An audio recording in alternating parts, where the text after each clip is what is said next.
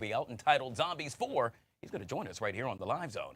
And fellas, did you hear? Apparently when it comes to dating, a new study says you need to lower your standards. We'll talk about that and so much more coming up right here on the Live Zone. But first, how about we talk weather? Hot weather at that. Caesar joining us right here on the Live Zone. Good to see you, my friend. Happy Monday. Good to see you as well, Guy. Happy Monday. Hopefully people are able to stay inside and with that AC unit, because it's going to be the best thing that we have right now. Oh, gosh, it is so hot out there, buddy. Right. And humid. Humid, and hot, hazy. All You know, the H's. what more could you want in a DMV summer day, right? I Well, I think we could ask for a lot better. Cooler. But you know what? Hey, there is some light at the end of the tunnel, and let's jump right to it so we can get the people the good news, right? Let's take a look at the what I like to call the weather menu for today. So right now, what you need to know. Stretch of high heat. That's what we have going on. We have the heat dome sitting over top of us.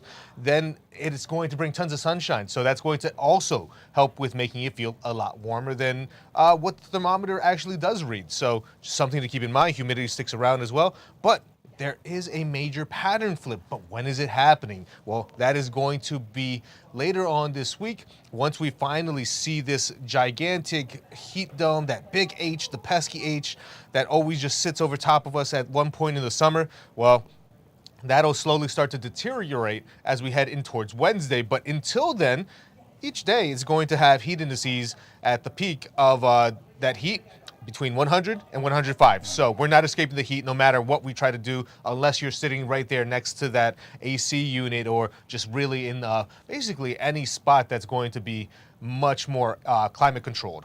Looking at today, we are expecting to see temperatures still hanging around 95 degrees. It'll feel more like 100 because of the humidity. And again, the sunshine will be plentiful. So just be careful because you're going to have UV indexes very high. And then as we go in towards tonight, we are expecting to see temperatures staying mostly in those mid-70s once again. Not going to see too much of a reprieve from the heat because the humidity still hangs with us, keeping most of the temperatures nice and at that elevated base to then start us off for another round of temperatures back into the 90s. So you can see tomorrow's planners. Tons of sunshine, temperatures quickly back into the 90s by about noon, and just lingering there until we get until we see the sun set. And really, everyone is going to be feeling the heat, even warmer for tomorrow, where temperatures are going to be back in towards those upper 90s. We'll see 97 in the district, Manassas, Fredericksburg, Culpeper, Dulles at 96, Gaithersburg, same deal. Frederick, we could even get up to 99. So this is going to be a stretch of very hot weather, and the humidity does not help it. It's going to still make it feel like we're in those triple digits. So again, stay hydrated, stay cool, wear light clothing if possible, both in color and in fabric material, and nothing too tight either. Yeah. That doesn't allow you to sweat and have things evaporate. But then, boom, by the time we get towards Thursday, you'll see after the hottest day on Wednesday, we see a major cool down. It is going to be humid though, so keep that in mind for Thursday, because we are expected to see a cold front slide in and bring us a bunch of thunderstorm activity throughout the day. But then after that, it pays off because humidity drops like a rock going in towards Friday and Saturday, back into that comfy range where dew points are barely in the 50s. Super nice as we head in towards the weekend. So again, timing of the rain showers, right? By the time we get to the afternoon here, European model showing some rain showers there, boom. Again, still lingering into parts of Friday morning. And then it really clears on out as we head in towards the rest of our Friday, setting us up for a perfect time to enjoy maybe a margarita outside, something of that sort, and really getting to enjoy being outside. Not sitting in soup, not sitting in that sauna, you know, kind of feel like. But everything during the week, not fantastic. Friday starts to get a little better, especially the second half. Then look at the weekend. Perfect weather. Temperatures hanging around the low 80s for both Saturday and Sunday. Plenty of sunshine as well. The best thing about it, very little humidity. So we are certainly going to be feeling so much nicer. I hope you have activities for planned for this weekend, because they'll be great outside. You know who's going to love that? All the Commanders playing. Oh, yeah. Over at training camp, it was hot today for them. Oh, so, yes. All right, Caesar with all things weather joining us right here on the Live Zone. Guys, if you haven't already done so yet, make sure you download the Fox Local app. That way you can take that hot, hazy, humid forecast with you any and everywhere you go. Well, switching gears to politics, President Trump claimed another win for his campaign to transform the global economy with a so-called deal with the EU on tariffs. Despite the major win for the president, he still can't escape intensifying questions over his handling of the Jeffrey Epstein controversy. Joining us now to discuss this and so much more is Timothy Allen Simon, political strategist back here on the Live Zone. Happy Monday, my friend. Good to see you. Happy Monday, Guy. Great to see you. All right, Timothy, let's jump into it. In this case, we know that President Trump earlier today discussed the framework deal with the European Union, saying, well, that as a result of that deal, they've averted a damaging trade war. It's still not official, but as they say, it's all but official. Timothy? Well, he did announce both with the EU representative at the reader named Ursula von der Leyen, as well as Prime Minister Sturmer from the United Kingdom. But Macron, the president of France, has already expressed opposition, and this would have to go to a vote amongst the European Union. England, as you remember, because of Brexit, is not part of the EU. So it's not a done deal yet. President Macron has also expressed a certain degree of bullying on the part of the United States and Trump. So it'll be interesting to see, one, if this sticks, and if it does, for how long, because the president has also been very spontaneous in how he has applied tariffs.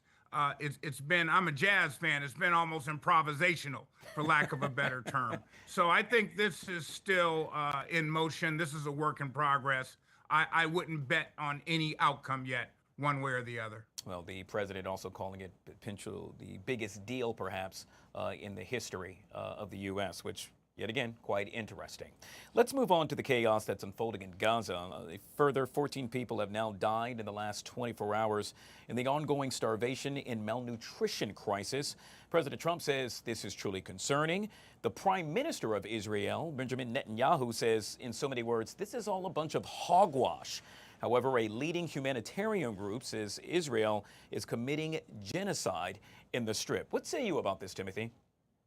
Well, the allegations of genocide against Israel have been ongoing for quite a while now in this tragic conflict in Gaza. And let me point out that the United States, from the Biden administration through the Trump administration and other previous administrations, has funded Israel, has provided Israel with arms and intelligence. So this genocide, this humanitarian crisis, is as much the United States and the West as it is Israel. Some could say Israel is a proxy. The IDF has refuted the allegations, that being the Israeli Defense Forces, have refuted the allegations that Hamas has systematically stole humanitarian aid. Israel has blocked this much needed aid from coming in. And yes, now we're seeing signs of starvation, not only amongst children, but even medical staff that is there, and journalists that are in the region because of the lack of food. This is going to take an immediate and massive action on the part of the United Nations, and particularly the West, to be able to clear the log jams that have been posed by Israel that are now at the point of genocide. Yeah, Timothy, the many videos we are seeing coming out of that region, truly concerning and quite honestly bothersome. As you pointed out, something definitely needs to be done. President Trump still fed up, meanwhile, with Russia after they continue to invade Ukraine. The president now stating that Russia will reduce, or he will rather reduce, the Russia deadline to end the Ukraine invasion to 10 to 12 days from the original 50 days that he initially quoted. The president saying, quote, no reason to wait that long. I guess it's apparent the president is just at his wits' end with regard to this, Timothy. And the last 4 presidents have been at their wits' end with Vladimir Putin. But let me say something regarding the trade deal that may have more of an impact on the Ukrainian war than Trump's negotiating skills. That is, the EU committed to $700 billion of energy from the United States. Now, you know that is the field that I practice in, and that'll probably be in the form of liquefied natural gas. This could break the stronghold that Russia has had. Former Senator and presidential candidate John McCain once referred to Russia as literally a gas station, that meaning a natural gas station or petroleum that acts as a country. So I think that if it goes through, can have an extreme impact on the Russian economy and Vladimir Putin's ability to continue the assault on Ukraine. We'll end with this, and quite honestly, can't believe we're bringing this up, but that is President Trump now creating a major buzz, pun intended, with regard to the Beehive. And if I'm referring to that, I'm talking about Beyonce. According to the president, she should be prosecuted over a baseless endorsement for pay claim. The president has revived unfounded allegations that Kamala Harris' campaign illegally paid celebrities for endorsements. They include Oprah and Al Sharpton, to name a few. Does this have a leg to stand on, Timothy? No, I think it's another distraction, but it does bring up an important point, I think, and that is the $1 billion that Kamala Harris raised within an amazing period of time and what I consider an amazing campaign, 104 days. But the expenditures that occurred by the Democratic National Committee, I think that'll be something that will be deliberated amongst the DNC, but clearly the attack on Beyonce is a distraction. Some would say a distraction from the Epstein files and Miss Maxwell's alleged partial immunity. But I do think it opens a can of worms regarding, as many Democrats have expressed, that being the expenditures of the Democratic National Committee to celebrities and consultants over grassroots incursions into key areas that could have made a difference for Vice President Harris. Yeah, one thing's for sure, do not expect to see President Trump attend a Cowboy Carter tour show anytime soon. I think you and I can both agree to that. No doubt, no doubt. Yet again, Timothy Allen Simon, political strategist, joining us right here on the Live Zone. Always good to see you, my friend. Good to see you, Now Guy. the latest on the Jeffrey Epstein fiasco. Earlier today, President Trump said that he threw his longtime friend Jeffrey Epstein out of his Florida country club and cut ties with him years ago because he stole people who worked for him. The president, who spoke in Scotland, provided no other details of the dispute with Epstein, who killed himself in a federal jail in New York weeks after being arrested on child sex trafficking charges in July of 2019. Joining us now to discuss this and so much more is Mr. Eric Fattis, criminal attorney, back here on the Live Zone. Eric, always good to see you, sir. Happy Monday. Great to be with you, Guy. All right, so a lot to unpack here. We know that there are still questions about the men's relationship. They have been raised in recent weeks after Attorney General Pam Bondi reneged on a promise by her and other Trump administration officials to release investigative files about Epstein. Let's move forward with Ghislaine Maxwell, who is currently serving a 20-year prison sentence after being found guilty back in 2021 by a jury in New York of helping Epstein sexually abuse teenage girls. Here's where it gets a little fishy. We now know that her lawyers want the Supreme Court to hear a bid to overturn her conviction. My question to you, Eric, is what happens to be the chances of that just happening? Yeah, Guy, I think the chances of that are very low. Part of their appeal is based on this non-prosecution agreement that Jeffrey Epstein had in 2008 in Florida that also allegedly protected his co-conspirators. They're trying to say, hey, Ghislaine Maxwell's a co-conspirator, but she should be protected. But the scope of that non-prosecution agreement likely doesn't extend, in the future forever and into other jurisdictions in which Ms. Maxwell was convicted of committing crimes. So I think the likelihood that appeal is going to be successful is rather low. Yeah, not only that, but quite honestly, I did not know, but apparently the Supreme Court hears less than 10% of the cases that happen to be presented to them. So yet again, truly interesting, and I guess we'll all have to wait on pins and needles to see if this actually happens. If the appeal fails, Eric, what other legal play can Maxwell really do? She is running out of outs on this case. If that appeal fails, you really have to look to these rather arcane measures of a presidential pardon, presidential clemency, which would be a reduction of the sentence. There's a chance that she could seek what's called a Rule 35 reduction of sentence in federal court. And if she got the Department of Justice, the opposing party on board, if they agreed with that, that would at least increase the likelihood that might happen. But a lot of people are saying that is why, the very reason that she's meeting with the DOJ now is because she realizes that her chances are low on the Supreme Court appeal. She's got to look to, sort of giving them what they want in exchange for some kind of pardon or reduction of sentence. You just made mention of the DOJ with regard to the Rule 35. Correct me if I'm wrong, Eric, but I believe that's when a letter is written and then presented. Can you elaborate on that? Sure. So, Rule 35 allows a court to reduce a defendant's sentence based on a number of potential grounds. And what this letter is usually how it works is the defendant will file a Rule 35 motion, and then the Department of Justice will get to respond. If their letter in response is, "Hey, we agree with the reduction," that substantially increases the likelihood that that reduction in sentence will be granted. And a lot of folks are saying perhaps Ms. Maxwell is sort of posturing herself to try and get on the good side of the DOJ to get some kind of outcome like that. All right, we'll end with this, and that is if the Supreme Court opts to hear her case, can you tell us what would unfold shortly thereafter? Yeah, so the Supreme Court would essentially decide on the scope of that non-prosecution agreement for Jeffrey Epstein from 2008 in Florida, and if that protects Ghislaine Maxwell for other acts she committed outside of Florida at a different time. Like I said, I think the likelihood is low. It's not some sort of blanket immunity for Jeffrey Epstein and all of his co-conspirators for the rest of their lives, no matter what they do. I've never seen such an agreement like that. So I think the Supreme Court is likely to narrowly construe that non-prosecution agreement and say, hey, Ghislaine Maxwell doesn't even mention you. This was a different state.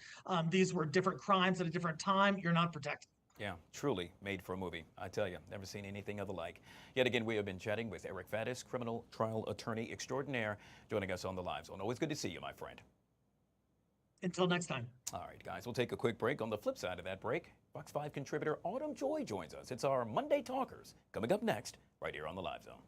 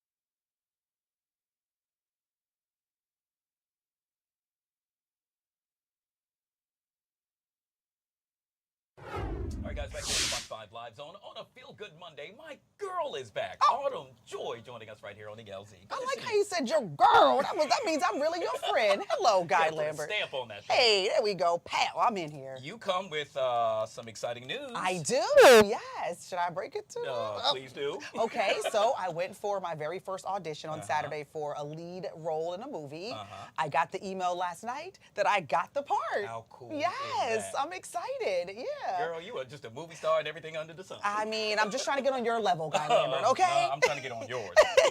Congratulations. Thank you so much. I'm excited. I cannot wait to check it out. Yeah, we're going to be shooting right here in DC. Oh, so gosh, yeah, this is local just so project. cool. All right, Yeah. and you got the scoop. Well, you talked about it earlier on Good Day DC, but second, right here. Second on the scoop live right zone. here. All right, so our Monday Talkers, boy, is this controversy. Let's Yeah. start it off with this juicy one at that. Men need to lower their standards on dating apps. That, according to a new study, there's long been a theory that on dating apps, 80% of women are pursuing the top 20% of men. However, new research reveals it's actually the fellas who are aiming too high when swiping for love.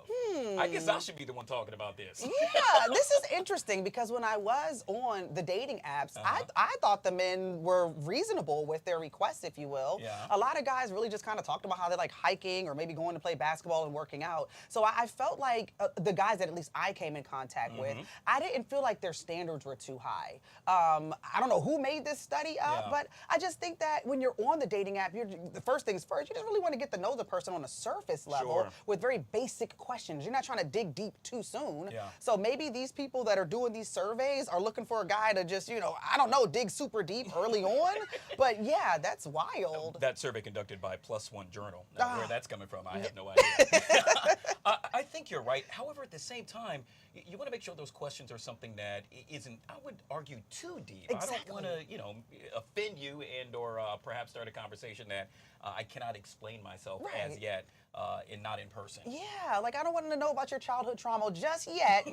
What's your favorite color? Do you like ice cream, chocolate, or vanilla? Like literally, that's it. And where we going for dinner? And period, that's it. I like flowers. What's your love language? Basic stuff like that. I think in the beginning, but digging too deep is a red flag for me. Too soon. I agree. Yeah. Well, there you go, fellas. So just make sure you don't ask the tough questions right up front. Not all right. yet.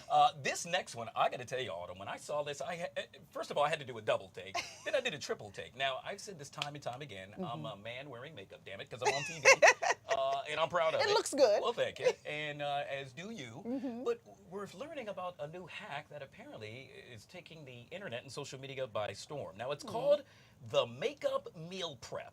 It's gone big on TikTok.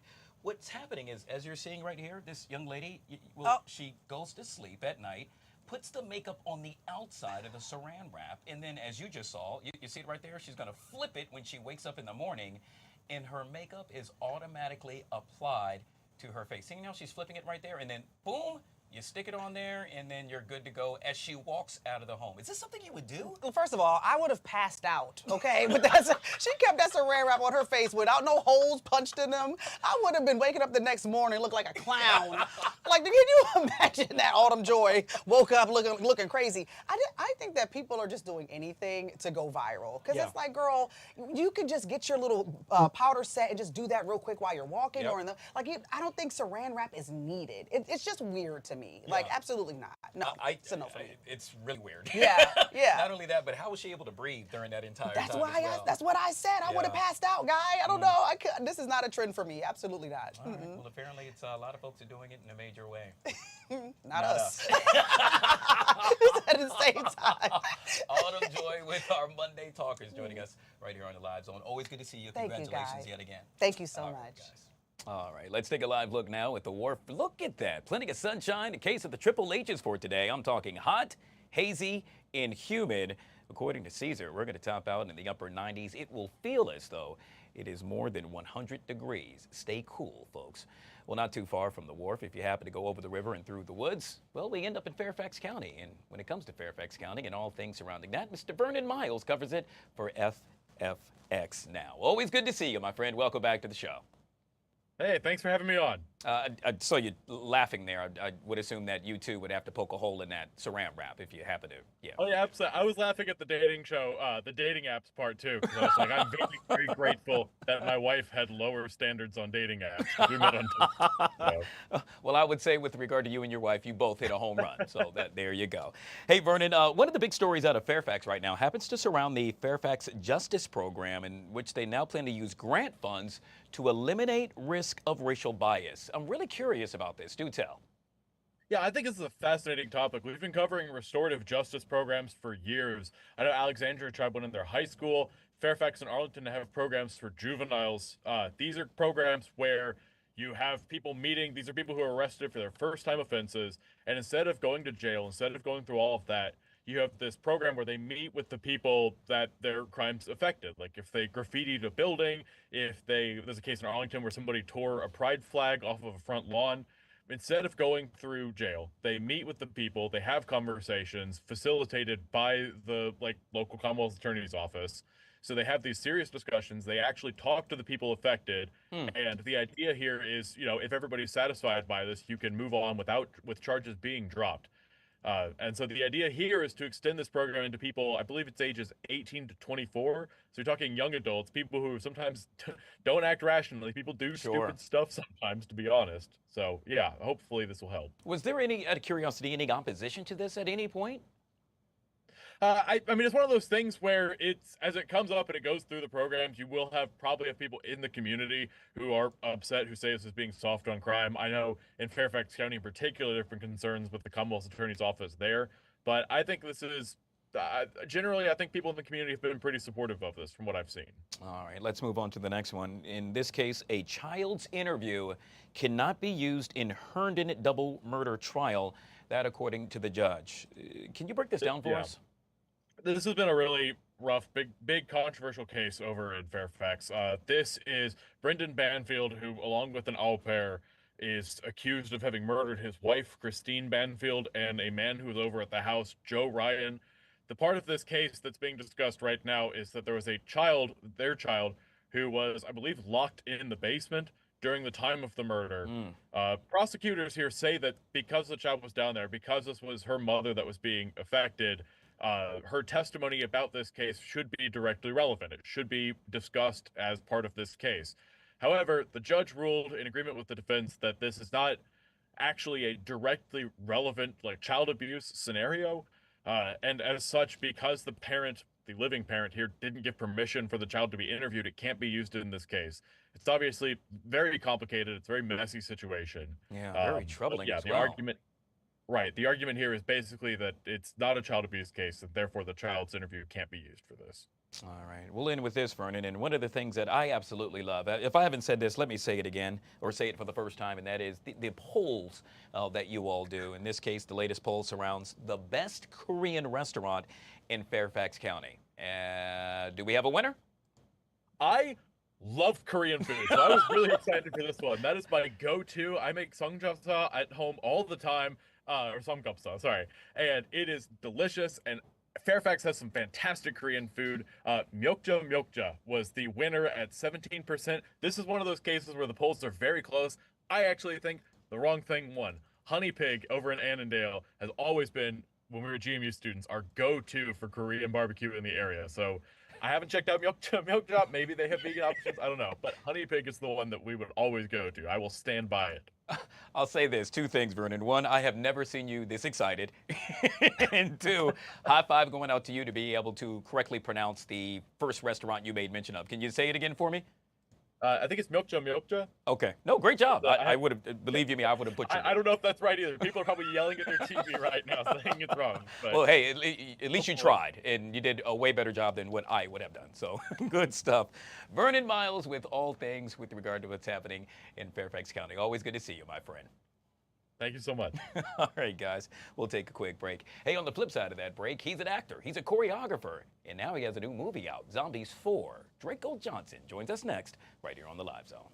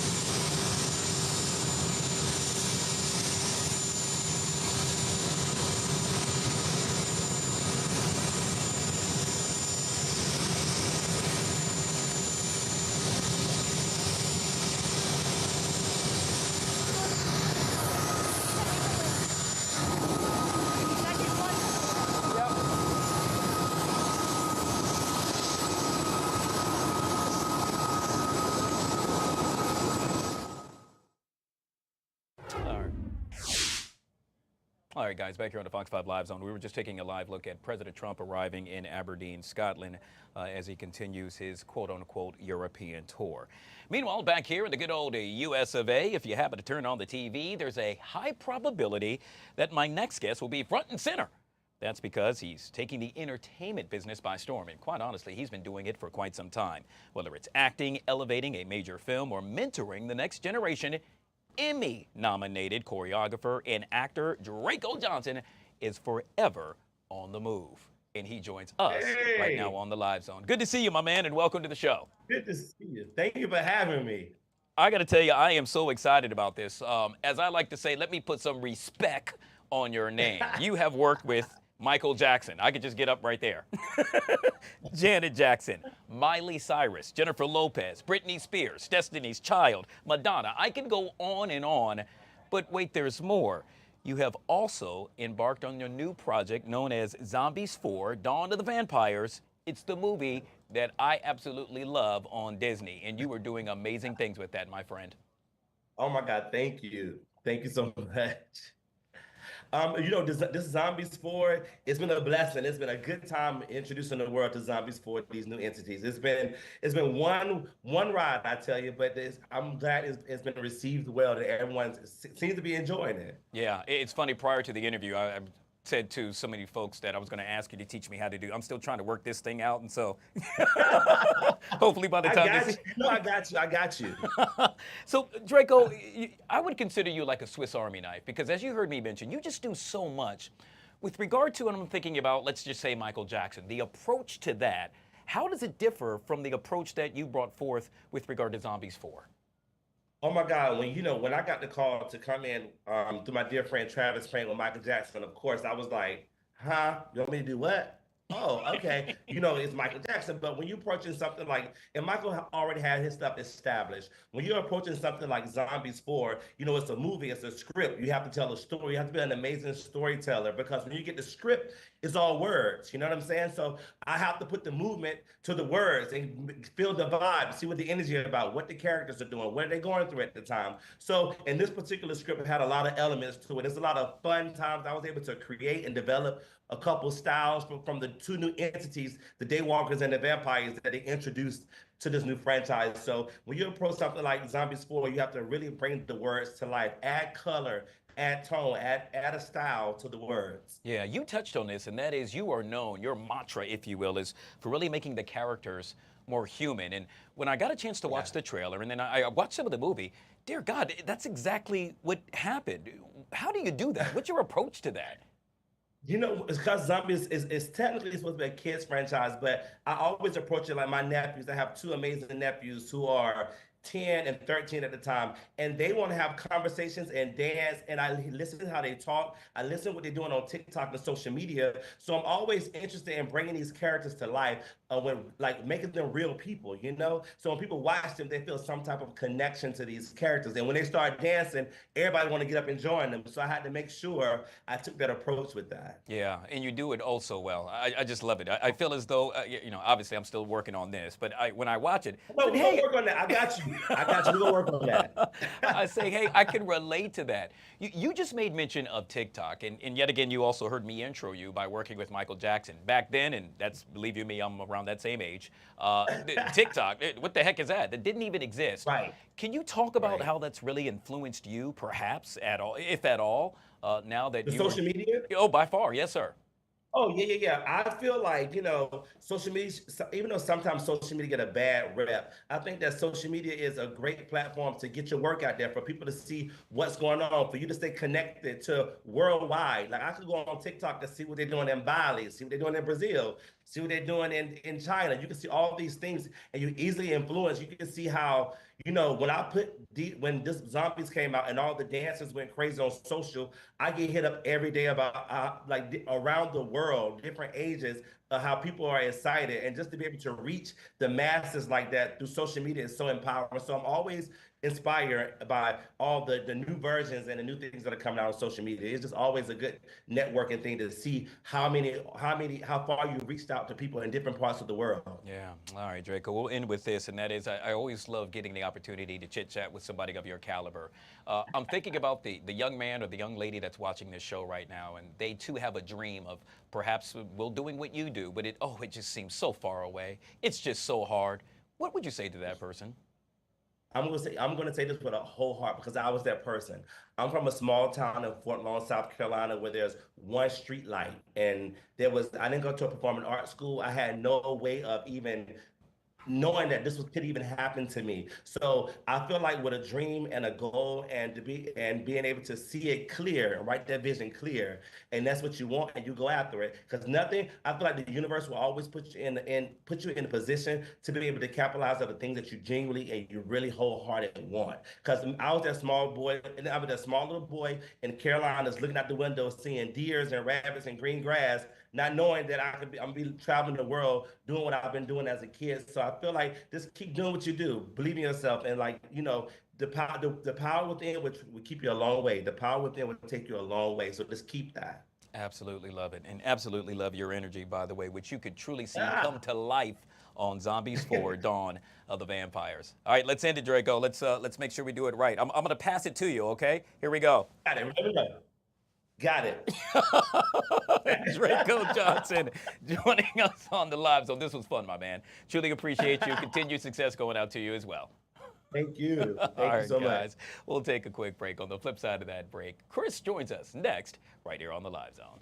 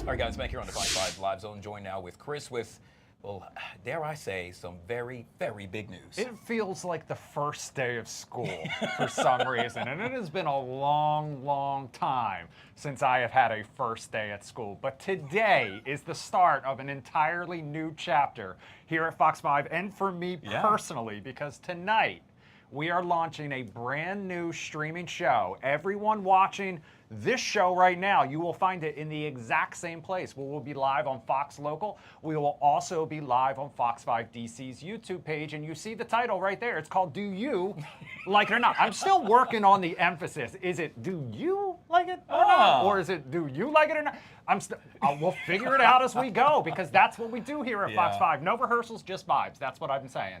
Because we are going live tonight at 7:30. It's going to be kind of like the OG Like It or Not, which Okay. you are very familiar with Yeah, because very you much have so. co-hosted for a long time. In fact, you were one of the original Yeah, hosts I remember when that. we launched it all the way You back in produced the it. year 2018. Exactly. They just keep dragging me back from the bullpen because remember, we also launched a little show called Like It or Not Lunch Hour, aka the Lion Lunch Hour. So this is the third installment in the franchise. The major difference this time, besides the fact that it's going to be hosted and not just produced by me, is the fact that the you in this show is you, the ones watching right now. We are going to try a couple things out. One, YouTube comments. Listen, we know YouTube comments. It is famous for being a civil discussion, all things clean and so we'll see what happens, you know what I mean? We'll see what happens. But I want you to weigh in on the show. I want you to weigh in on the topics. We are also going to put out a Zoom meeting ID. We're going to put that out a little later this afternoon. Once we've figured out all the technical aspects of it, I'm going to put it out there, and I'm going to ask you to log in live during the show. Oh, that's gonna Once be good. we discuss some topics, and then I'm going to turn the tables over to you, and I'm going to ask you to join us and let us know whether you like it or not. So stay tuned for that meeting ID. I will put it out a little later this afternoon on social. I'll have a few other people blast that out as well. And then join us right here live from 7:30 to 8 as we tackle some fun stories of the day with a like it or not / take it to type twist because we need you. I can't do it alone. Let's just put it that way. I cannot do it alone. No one wants to see me up here for a half an hour alone. I beg to I differ. need you guys to join me for all of the fun. Yeah, Starting tonight. At Right 7:30. here I on absolutely Fox love Local. this, Chris. When I'm hearing about the show. So this is what the cool part about live TV. I'm finding out about this as well with regard to what's going to take place. That is so cool. You are giving you right there the opportunity to be one of the stars on the show. Every single time I run into people out on the street and they actually know who I am because of the people that I hang out with and associate with, like you, they have tons of opinions about the stories that we do, the topics we discuss. They hit us up on social media all of the time. So why not just open up the platform and let them share those opinions in real time with us?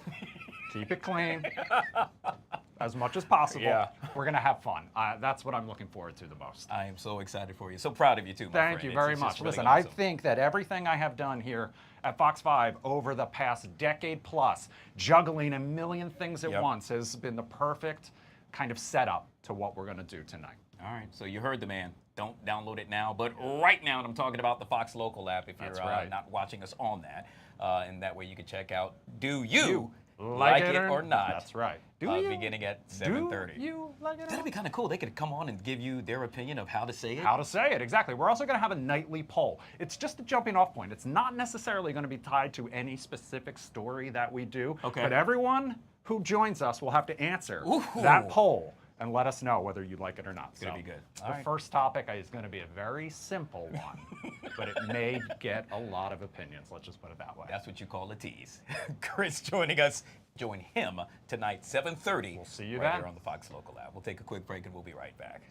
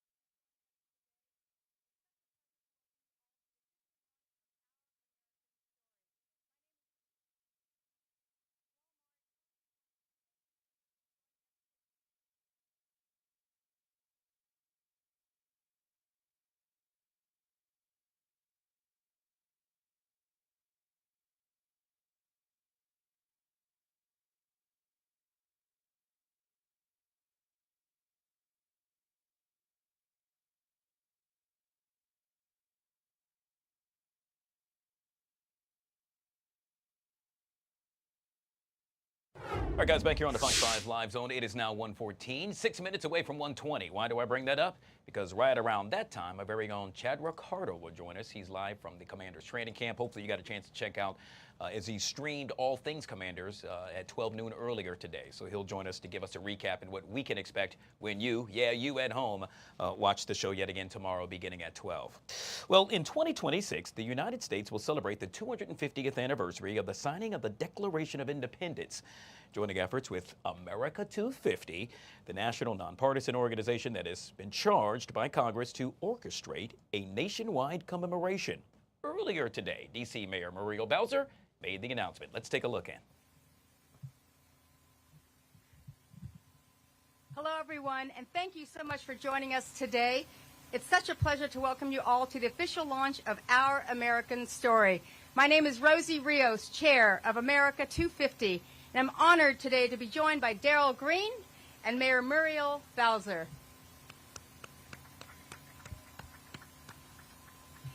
Before I go any further, I want to thank our generous sponsors, Walmart, Airstream, and Chrysler, Dodge, Jeep, and Ram, whose support and partnership are doing so much to bring America's 250th to life.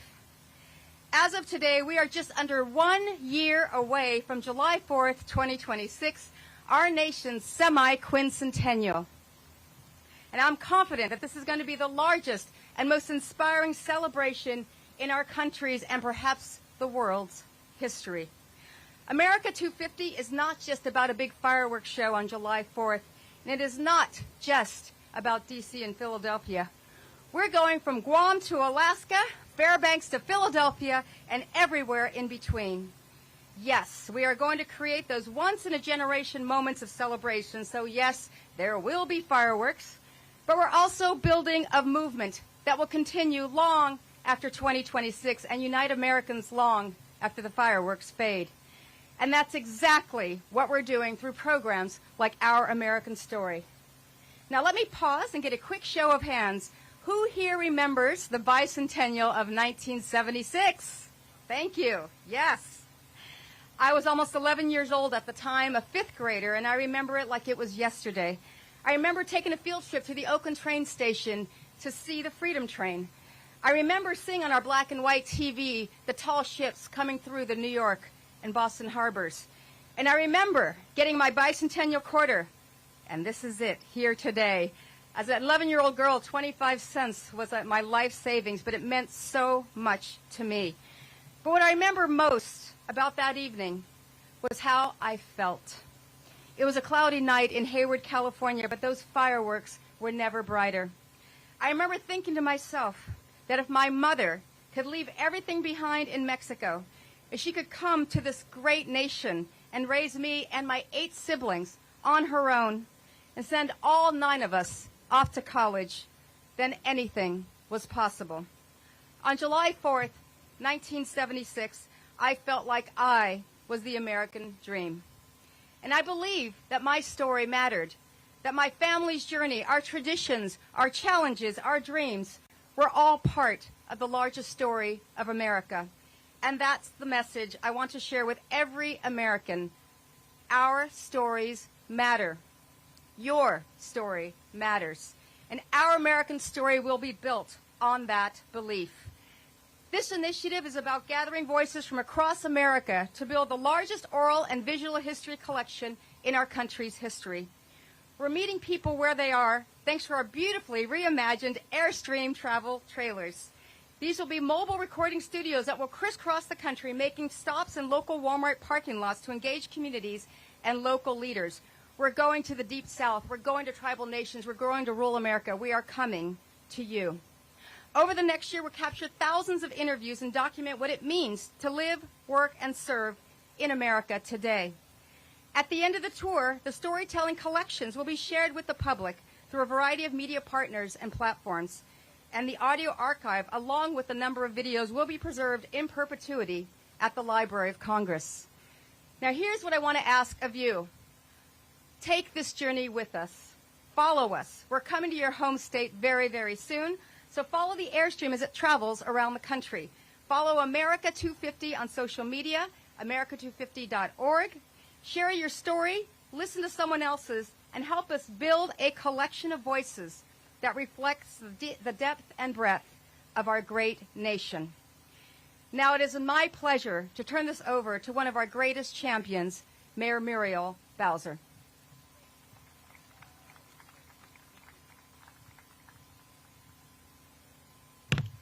Well, good morning, everyone. And I am just so delighted to join our former treasurer, Rosie Rios, and a great American to help kick off America 250. I'm also delighted to be joined by a Hall of Famer, Darryl Green of the Washington Commanders, an honorary Washingtonian because Darryl had the good sense to marry a Washingtonian. And that's why we gave him the key to the city. We're here today on the nation's front yard, on our national mall, because we're less than 1 year away from celebrating America's 250th anniversary, our semi-quincentennial. The semi-quincentennial has no better launching place than right here in our nation's capital in my hometown. Today, we're kicking off our American story. The team will be traveling across our country telling the story of everyday Americans. And one of my favorite things to do as mayor is to tell the story of Washington, D.C., because we are proud to be home of the federal. All right, there you have it. Yet again, D.C. Mayor Muriel Bowser launching America 250 as we celebrate all things good old U.S. of A. Speaking of launching, it's official now. All 32 NFL teams have reported to training camp. Yes, they have launched in a major way, but quite honestly, all we care about happen to be the Commanders. And when it comes to Commanders, no one does it better than this guy. Chad Ricardo joining us live from training camp right here on the LZ. What's up, my man? Good to see you, my friend. Raise hell, Guy Lambert. Raise hell. Let's just go ahead and get down to it. Let's not waste no time, Guy Lambert. It's an exciting day out here in Ashburn. We are ready to raise some hell. And that you do in a major way. Hey, Chad, I got a chance to check out the show. Obviously, folks at home, if you haven't heard, you're hearing now. Write it down, tell a friend, bring a friend. 12 noon to 12:30, you are covering all things training camp from the Commanders, with the Commanders, and about the Commanders. Today, obviously, you touched on the big question. What's going on with Terry McLaurin?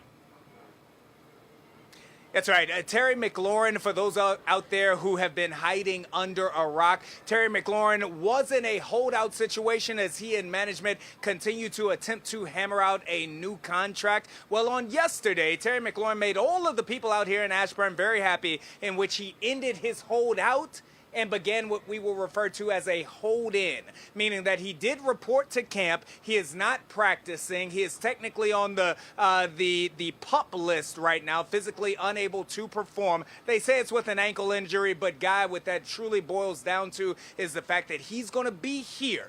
He's going to be around the team. He's going to be around the fans, but he will not return to that practice field until that new contract is ironed out. That ankle will magically heal as soon as that new contract is signed. So he's gone from a holdout to a hold-in. Chad, one of the things that I found very interesting, and I saw or believe you did as well during your show, yet again at 12 noon, is that the analyst you had on said that there was somewhat of a controversy, if you will, with regard to Terry McLaurin hanging out with his agent. And he said in all of his years, he hadn't seen anything like that at training camp. Yep. And shout out to NFL insider Lake Lewis, who covers the Washington Commanders and joined us on our Commanders training camp show. As you said, Guy, you can catch that right here on Fox Local, 12 to 12:30 each day this week. Well, Lake Lewis was alluding to the fact that when Terry McLaurin comes out, which is typically towards the end of practice, we do see his agent around him. And occasionally Terry will step away from signing autographs and away from the fans to go and have personal conversations with his agent. Now, those conversations do tend to last somewhere in the range of 5 to 10 minutes. I'm not clocking those conversations personally, but they are happening.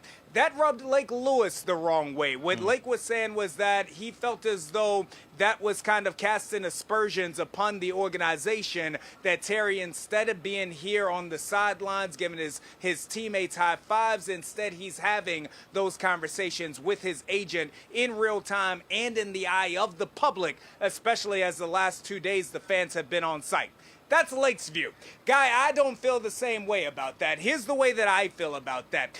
He is in contract negotiations right now. What that means is that with the organization, this doesn't mean that they are at odds with one another, but it does mean that they're attempting to work out a deal. He wants a certain amount of money. The organization wants to give him a different amount. They got to come together on that. But right now, that agent is the key piece that goes between the two of them. Terry McLaurin giving everything that he can to his teammates, absolutely giving everything that he can to these fans. I have no problem with his agent being on site to be able and be sure to have those conversations with the organization. Well said, Chad. Let's move on to your big takeaway thus far with regard to what you've seen at training camp.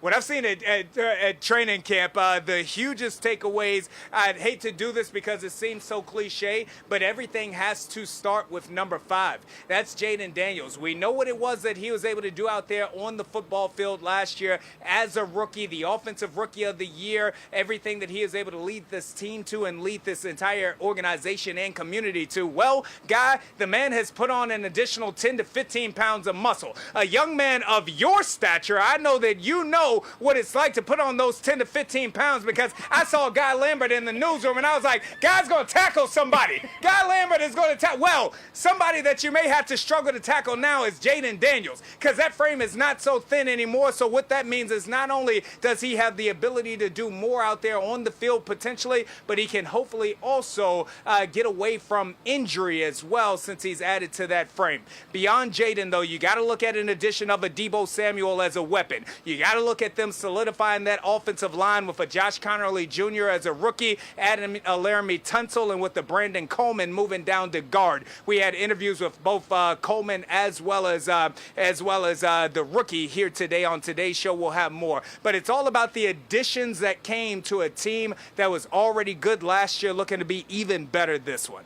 All right, and yet again, for all of that inside intel, as we like to say, make sure you mark it on your calendar. You see it right there on your TV screen. It's the Washington Commanders training camp coverage all this week, beginning at 12 noon, and you can check it out right here by downloading the Fox Local app. Chad, before I let you go, we're following somewhat of a breaking news story, and it surrounds Colorado coach Deion Sanders. We are now learning that he was diagnosed with bladder cancer earlier this year. We're also getting a report that it has been, his bladder, if you will, has been removed, and that he has been cured from the cancer. Obviously, we all think of Deion Sanders as arguably one of the biggest NFL or athletes during our time. To know that he's struggling with this, and it appears that he is okay. I'm curious your thoughts on this, sir.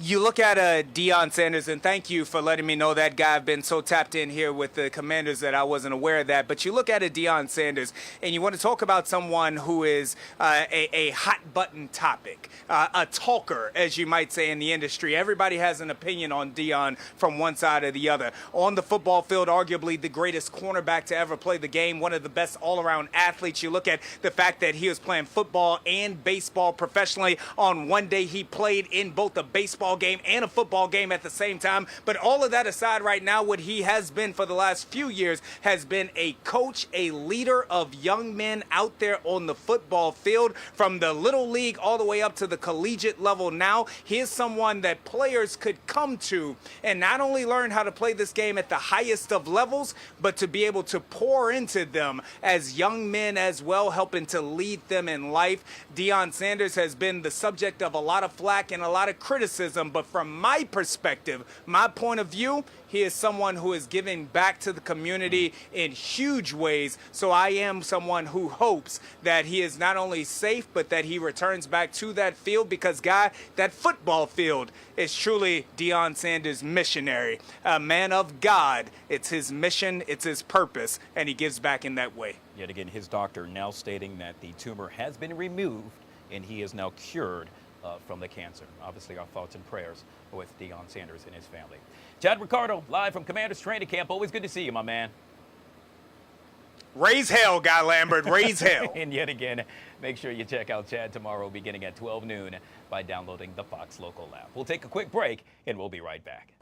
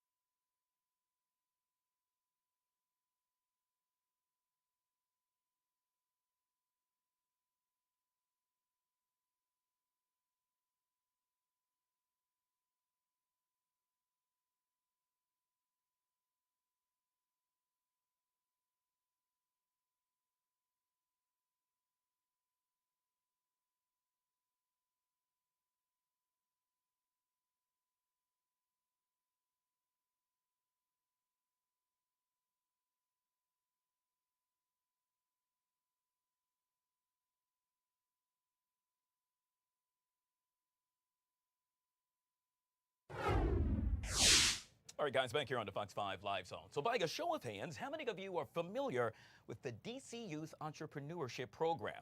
It's a 6-week accelerator-style experience provided by the Department of Small and Local Business Development under the Marion Barry Summer Youth Employment Program. Now they're getting set for an event this Wednesday at HQ DC House. It's right there on F Street in the heart of Northwest. Here to tell us all about it is Miss Rosemary Suggs Evans, Director of the Department of Small and Local Business for the DC Youth Entrepreneurship Program. Thank you so much for joining us on the show, and welcome. Thank you for having me. I'm so excited to be here this morning. Well, I got to tell you, I am excited as well. This has been going on for quite some time, and when I say this, meaning how DC gives back in a major way to our area youth. You just have to be so proud, ma'am, with regard to what we've seen and what we are about to see yet again with the DC Youth Entrepreneurship Program. I am so excited. This is our second year of this program. And, you know, it just never ceases to amaze me. The youth that we have here in DC get better and better, more innovative. I'm just proud for our future when you see these youth that we have in this cohort. Yeah, but not only that, but I'm thinking about it's bigger and better than that. And what I mean is that, yet again, this is really shaping the future of DC's local economy and entrepreneurial landscape as well, is it not? Oh, absolutely. You know, one of the things that our partnership with the Department of Employment Services and the Marion Barry Summer Youth Program does is really shape our district youth to be prepared for the workforce, right? But here at DSLBD, it's not just about being prepared for the workforce. It's those youth that are actually creating their own businesses, have their own businesses. And so what we are trying to do is ensure that they are doing it the right way. They know that the support is out there, and making sure that they have the resources that they need, not only to continue that business, but to start a business. And the impact of that is not only them creating a business, but it's job opportunities for other district residents, right? So it's creating revenue for the district from these young 18 to 24-year-olds. Okay, so this sounds amazing. It sounds great, but I got to tell you, there's going to be some pessimists out there. There are going to be folks who say, you know what, I don't know if this will work. Well, we beg to differ. And with that being said, I'm hoping you could share with us perhaps some encouraging words for those DC teens and or young adults who would like to become an entrepreneur and perhaps the first step he or she should take. So the first step they should take would be to go to dslbd.dc.gov. Look at our website. Know and learn about creating a business, because an idea is not a business. And so what we want to do is take that idea that you have, take that skill that you have that you want to turn into a business, and make sure that you're starting off on the right foot and you're doing it the right way. So make sure to do that. Make sure to do your research. Make sure to ask for help. Help is out there. It's okay to get help.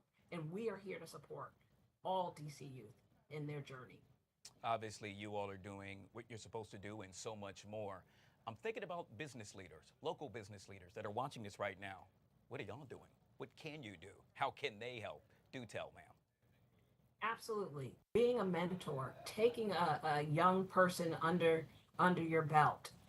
We have many business owners that are even participating in our program. They participated last year and they're participating this year as mentors, as judges for our pitch that are coming up. And so it's always good to have people.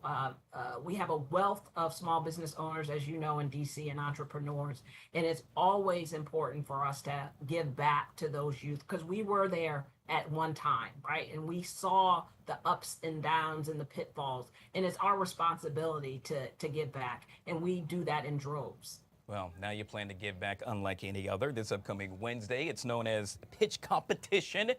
This is truly one of a kind. I'm really excited about this. Just to hear the stories and or the pitches that will be presented, I got to tell you, I'm giddy. I would assume you are as well. I am so excited and so proud of this cohort. And when I tell you, when you see these young folks talk about their business and how their business came about, it's just amazing. It really is. I mean, the next generation of entrepreneurs, we don't have to worry, not in DC. Yeah, and not only that, but there is a monetary benefit as well. Seed funding to the tune of $2,500. $2,500 goes to the winner of this pitch competition. But I think even more than the money, which is helpful, the experience that we are providing these 9 youth, whether it's, being out in the field, talking to small business owners, mentorship, I think that's even more invaluable. I got to tell you, I'm sold, and I think many of those watching are sold as well. Folks that want to find out more information, how would one go about to do so? Please go to dslbd.dc.gov. There's still time for folks that are interested in coming to see the pitch competition. You can register, come out, support our youth entrepreneurs. Let them know that they have your backing, because this isn't an easy thing to do, to pitch in front of a group of people. It's not easy. So we would love for folks to come out and support our youth cohort this year. Yet again, congratulations and kudos to you and the great guys and gals over at the Department of Small and Local Business. You all are doing amazing work. We have been speaking with Rosemary Suggs Evans. She is the director, and yet again kind enough to join us on the Live Zone. Truly appreciate your time. Thank you so much for your support always. Appreciate you. All right, guys, we'll take a quick break and we'll be right back.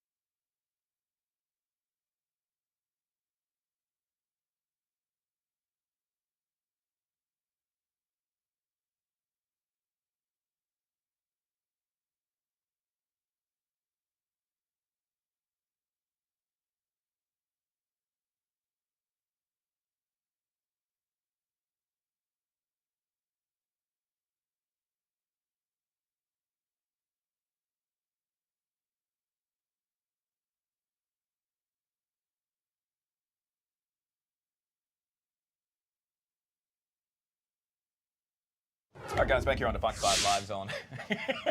I know why you're already laughing. As soon as I see at the corner of my eye, you looking at me like, what is he about to say? Brittany. Guys, joining us for our Monday Talkers. Always good to see you. It's always good to see you. First of all, I need everybody to drop in this YouTube chat, okay? So I was telling Guy, Mercury retrograde has been kicking my butt. And for all of those that are into horoscopes, into the stars, you'll know exactly what I mean. Communication has been fuzzy and twisted. Yeah. Luckily, nothing has happened to my car yet, but during Mercury retrograde, all of that is possible and on the table. Oh, God. So we're laughing because it's been quite a week for your girl B, okay? Oh, well, just don't make sure it doesn't rub off onto me. I don't need any of that. Anyways, good to see you, my friend. Good to see you as well. Let's talk about some of the things that you folks are talking about at home. I think you're going to like this one. Apparently, the first one surrounds us men. Yeah, looking at me. Okay? In this case, men need to lower their standards on dating apps. That according to a newly released study. Now, there's long been a theory that on dating apps, 80% of women are pursuing the top 20% men.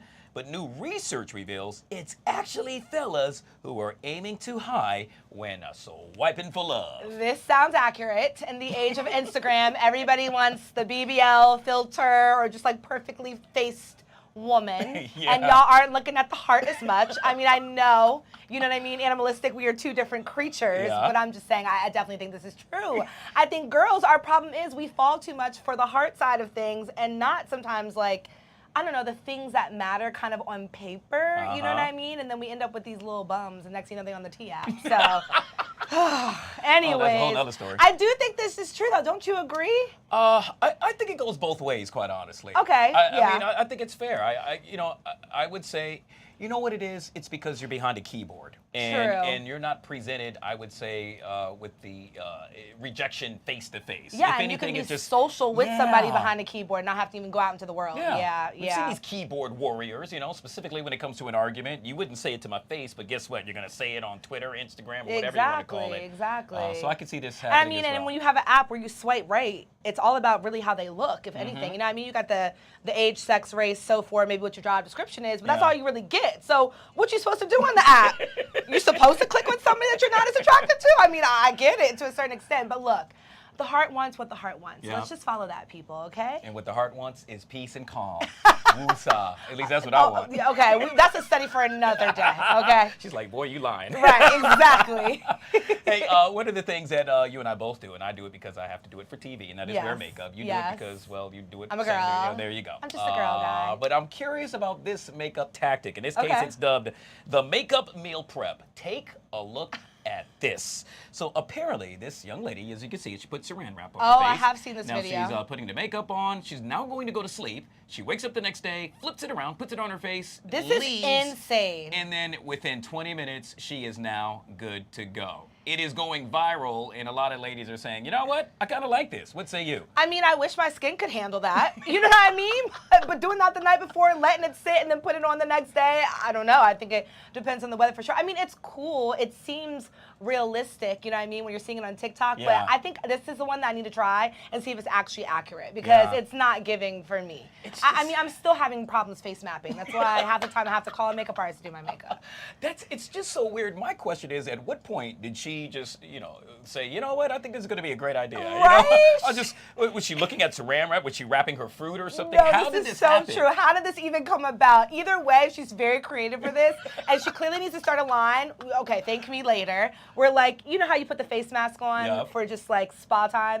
Now they're clearly about to have face masks that already has makeup on it. You just put it on and go, and then blush, blush, blush. Yeah, it's you know, anything to cut down the time that it takes for us to get ready. Because I know you hate that. I know men can't stand. Ugh. I'm ready in 5 minutes. And it's another 50. Oh, God. You know what I mean? All right. Shout out to her though. Shout out to your skin, beautiful skin. Right.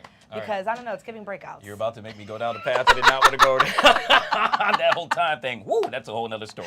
All right, we'll end with this. And as you could tell, I was just kind of stressed out. Yeah. Well, let's talk about the most stressed cities in America, shall we? Oh, in this gosh. case, Is it DC? No, actually, that came over. Let me get to it. In this case, Detroit is the most stressed out city in America, followed by Cleveland, largely due to household incomes under $43,000. That'll make you stressed out in this day and age. Stressful. Baltimore, right up the street, as I like to say, rounds out the top three, where housing costs devour family budgets. You asked about Washington, D.C.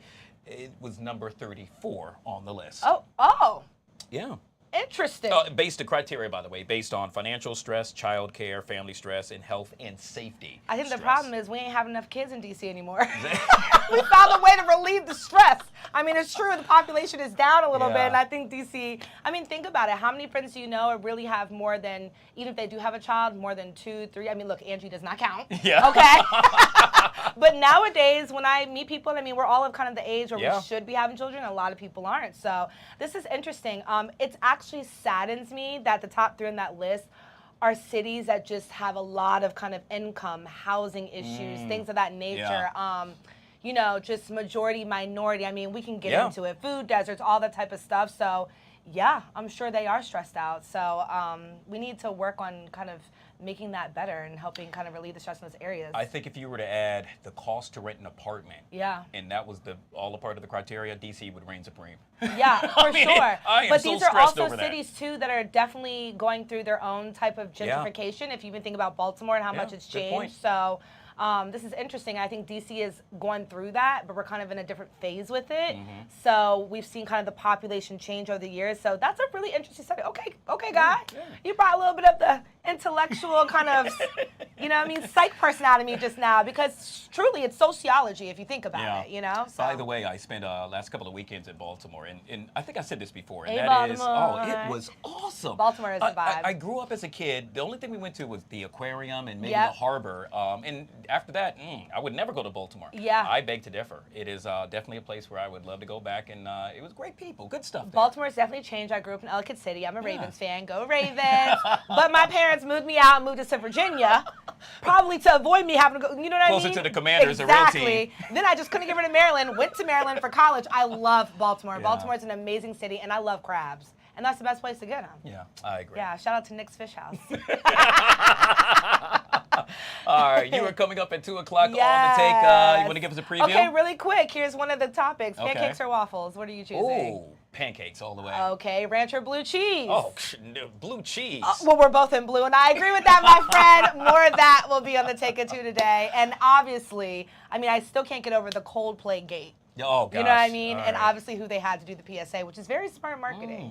If you don't know, that means you got to watch. Yes. Coming up at 2 o'clock with our very own Brittany. Always good to see you. Always good to see you, All Guy. right, guys, we'll take a quick break and we'll be right back.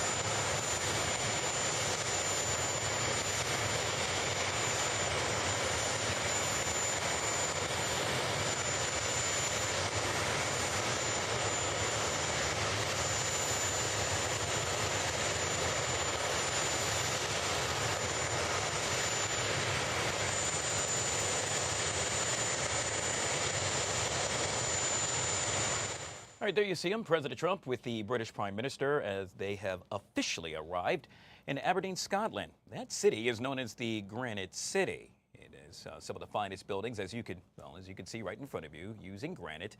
It has built its economy on oil and gas industry, though it's now a city in transition. When BP struck black gold deep under the notoriously rough waters of the North Sea in the early 1970s, well, it headed to Aberdeen in order to make history by getting themselves established there as well. How about we talk weather, hot weather at that? Caesar joining us right here on the Live Zone. Good to see you, my friend. Happy Monday. Good to see you as well, Guy. Happy Monday. Hopefully people are able to stay inside and with that AC unit, because this is going to be the best thing that we have right now. Oh, gosh, it is so hot out there, buddy. Right? And humid. Humid, and hot, hazy. All You know, the H's. what more could you want in a DMV summer day, right? Well, I think we could ask for a lot better. But you know what? Hey, there is some light at the end of the tunnel, and let's jump right to it so we can get the people the good news, right? Let's take a look at the what I like to call the weather menu for today. So right now, what you need to know: stretch of high heat. That's what we have going on. We have the heat dome sitting over top of us. Then it is going to bring tons of sunshine. So that's going to also help with making it feel a lot warmer than what the thermometer actually does read. So just something to keep in mind. Humidity sticks around as well. But there is a major pattern flip. But when is it happening? Well, that is going to be later on this week, once we finally see this gigantic heat dome, that big H, the pesky H, that always just sits over top of us at one point in the summer. Well, that'll slowly start to deteriorate as we head in towards Wednesday. But until then, each day is going to have heat indices at the peak of that heat between 100 and 105. So we're not escaping the heat no matter what we try to do, unless you're sitting right there next to that AC unit or just really in basically any spot that's going to be much more climate controlled. Looking at today, we are expecting to see temperatures still hanging around 95 degrees. It'll feel more like 100 because of the humidity. And again, the sunshine will be plentiful. So just be careful, because you're going to have UV indexes very high. And then as we go in towards tonight, we are expecting to see temperatures staying mostly in those mid-70s. Once again, not going to see too much of a reprieve from the heat because the humidity still hangs with us, keeping most of the temperatures nice and at that elevated base, to then start us off for another round of temperatures back into the 90s. So you can see tomorrow's planners. Tons of sunshine, temperatures quickly back into the 90s by about noon, and just lingering there until we get until we see the sun set. And really, everyone is going to be feeling the heat, even warmer for tomorrow, where temperatures are going to be back in towards those upper 90s. We'll see 97 in the district, Manassas, Fredericksburg, Culpeper, Dulles at 96, Gaithersburg, same deal. Frederick, we could even get up to 99. So this is going to be a stretch of very hot weather, and the humidity does not help it. It's going to still make it feel like we're in those triple digits. So again, stay hydrated, stay cool, wear light clothing if possible, both in color and in fabric material, and nothing too tight either. Yeah. That doesn't allow you to sweat and have things evaporate. But then, boom, by the time we get towards Thursday, you'll see after the hottest day on Wednesday, we see a major cool down. It is going to be humid though, so keep that in mind for Thursday, because we are expected to see a cold front slide in and bring us a bunch of thunderstorm activity throughout the day. But then after that, it pays off because humidity drops like a rock going in towards Friday and Saturday, back into that comfy range where dew points are barely in the 50s. Super nice as we head in towards the weekend. So again, timing of the rain showers, right? By the time we get to the afternoon here, European model showing some rain showers there, boom.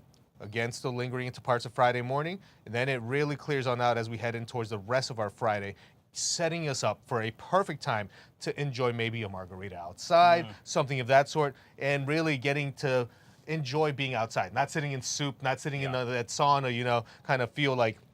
But everything during the week, not fantastic. Friday starts to get a little better, especially the second half. Then look at the weekend. Perfect weather. Temperatures hanging around the low 80s for both Saturday and Sunday. Plenty of sunshine as well. The best thing about it, very little humidity. So we are certainly going to be feeling so much nicer.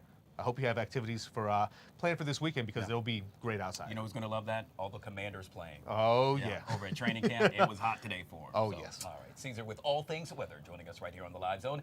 Guys, if you haven't already done so yet, make sure you download the Fox Local app. That way you can take that hot, hazy, humid forecast with you any and everywhere you go. And of course, when you download the app, make sure you check out the brand new show tonight, Do You Like It or Not, beginning at 7:30 with our very own Chris. And then tomorrow at 12 noon, make sure you check out our very own Chad Ricardo, live from Washington Commanders training camp. Yes, it's all coverage. The Take, coming up next on Fox 5.